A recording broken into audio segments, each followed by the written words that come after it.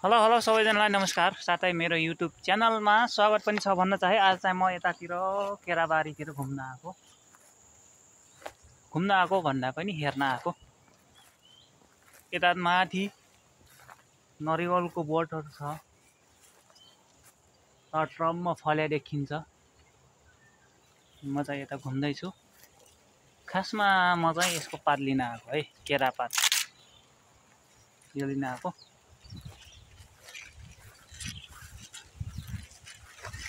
यहाँ चाहिँ सानो रहेछ। नेपालको केरा यहाँ पुरा एक्सटेन्सन छ। यो पुरै के अरे यो रातो, त्यसको फल पनि यस्तै हुन्छ, रातै हुन्छ। अर्कै छ यहाँको केरा फेरि।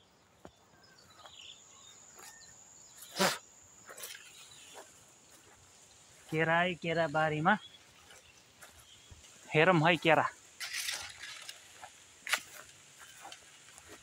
यस्तो खतरा छ कि यो चाहिँ पेडालु हेर्नु।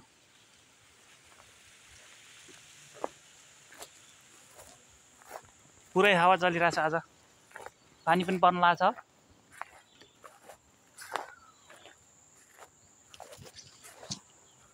मजा आयो। फाइनली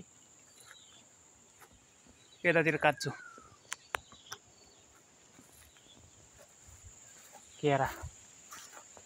केराको पात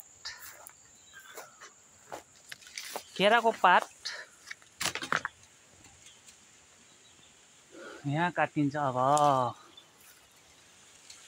यो चाहिँ खास के को लागि भनेपछि साँझ बिहान सधैँ युज हुन्छ यो। अरू टाइममा बाहिरबाट आउँथ्यो, यो हप्ता चाहिँ अलिक ढिलो भयो किनकि सकिसकेको छ। त्यही भएर म आफ्नै बारी, यो उसकै बारीको केरापात काटेर लग्छु म।